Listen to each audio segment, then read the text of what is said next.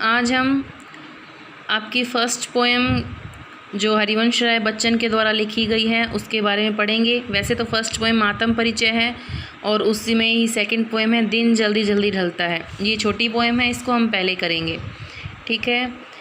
इस पोएम में जो है, इस कविता में हरिवंश राय बच्चन जी ने अपने जीवन का दर्द बताया है, क्योंकि उनकी पहली पत्नी की मृत्यु हो चुकी होती है और वो अपने जीवन में अकेलापन उनके जीवन में होता है, जिसके कारण उन्होंने इस कविता का निर्माण किया है।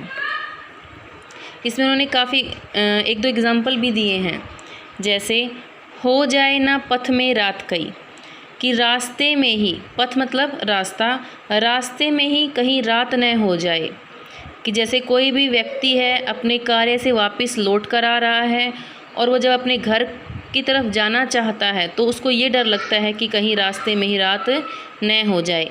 मंजिल भी तो है दूर नहीं, अब जो उसका घर है, उसका जो जगह है जहाँ वो पहुँचना चाहता है, जो उसकी मंजिल है, वो उसे पता है कि अब वो दूर नहीं रह गई है, कि वो पास में ही है। यह सोचकर थका दिन का पंथी, थका हुआ दिन भर का पंथी मतलब राही। जो राही होता है, जो अब चल रहा है, वो पूरे दिन का काम करके थक चुका है। जहाँ भी वो काम करने जाता है उस जगह पर वो थक चुका है काम कर करके, लेकिन सिर्फ यह सोच के कि मेरा जो घर है या मेरी जो मंजिल है वो ज़्यादा दूर नहीं रह गई है, यह सोचकर वो और भी ज़्यादा जल्दी जल्दी चलने लग जाता है, यानी कि अपने पैरों की गति जो है वो तेज़ कर देता है। दिन जल्दी जल्दी ढलता है, लेकिन जो दिन है वो भी बहुत जल्दी जल्दी ढलता हुआ जा रहा है, क्योंकि जो पूरी दोपहर है वो हमारी धीरे धीरे कटती है, लेकिन जब शाम होने लगती है तो शाम के बाद रात जो है बहुत ही जल्दी से हो जाती है। नेक्स्ट जो है, इसने नेक्स्ट पैरे में हरिवंश राय बच्चन ने या कवि ने जो है चिड़िया का एग्जाम्पल दिया है, कि चिड़िया जो है वो भी सुबह क्या करती है, अपने बच्चों के लिए खाना लेने के लिए बाहर जाती है और शाम के समय वो वापस आती है। तो वो ये सोचती है कि बच्चे प्रत्याशा में होंगे, प्रत्याशा मीन्स आशा में या इंतज़ार कर रहे होंगे। किसके बच्चे? चिड़िया के बच्चे। चिड़िया के बच्चे जो है इंतज़ार कर रहे होंगे नीड़ों से, नीड़ों अर्थात घोंसलों से झांक रहे होंगे, देख रहे होंगे झांक झांक कर कि क्या उनके जो माता पिता हैं, जो चिड़िया है, वो खाना लेकर आ गई है क्या। यह ध्यान ऐसा सोचकर कि बच्चे घोंसलों से झांक कर देख रहे हैं, ऐसा सोचकर परों में चिड़ियों के पंखों में भरता कितनी चंचलता है। तेजी, चंचलता मतलब तेजी, यानी कि ऐसा सोचकर कि उसके बच्चे जो हैं घोंसलों में से झांक झांक कर उसका इंतज़ार कर रहे होंगे, ऐसा सोचने पर ही चिड़ियों के जो पंख हैं वो और भी तेज़ी से चलने लग जाते हैं उड़ने के लिए, कि वो और तेज़ी से अपने घर पर पहुंच जाए और अपने बच्चों से मिले। दिन जल्दी जल्दी ढलता है और दिन जो है वो जल्दी जल्दी ढलने लग रहा है और रात जो होने वाली है।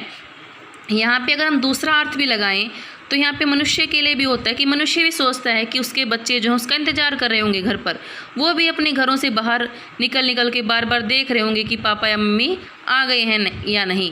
और यह जो सोच है उनके पैरों में जो है चंचलता भर देता है, चंचलता था तेज़ी भर देता है। वह तेज़ कदमों से अपने घर की तरफ चलने लग जाता है और उसे पता है ये दिन जो है जल्दी जल्दी ढलने लग रहा है और वह अपने बच्चों से मिलने के लिए अपने कदमों को और भी तेज़ी से चलाने लग जाता है। नेक्स्ट जो पैरा है उसमें बताया है कि मुझसे मिलने को कौन विकल। अब यहाँ पे जो कवि है हरिवंश राय बच्चन, उसने अपने बारे में बताया है कि मुझसे मिलने को तो कोई व्याकुल ही नहीं है। विकल मतलब व्याकुल। अपनी स्थिति बताई है यहाँ पर कि उसकी जो पत्नी है उसके पास अब नहीं है, उसका कोई परिवार नहीं है, तो अगर वो घर पे जाए बीगा, जल्दी चला जाएगा तो उससे मिलने के लिए कोई व्याकुल ही नहीं है। चिड़िया के लिए भी व्याकुल है, अन्य कोई व्यक्ति जा रहा है उसके लिए भी उसके बच्चे इंतज़ार कर रहे हैं, उसका परिवार इंतज़ार कर रहा है, लेकिन मुझसे मिलने को कोई भी व्याकुल नहीं है। कौन व्याकुल? अपने आप से क्वेश्चन करता है, अपने आप से प्रश्न करता है कि मुझसे मिलने के लिए व्याकुल कौन है। मैं हूँ किसके हित चंचल, कि मैं किसके लिए चंचल हूँ। चंचल मतलब अपने पैरों में तेज़ी भरूँ, यानी कि मैं तेज़ कदमों से अपने घर के लिए जाने की कोशिश करूँ या मैं घर जाने की जल्दी करूँ। मैं किसके लिए मैं चंचल हो जाऊँ, किसके लिए मैं जल्दी करूँ।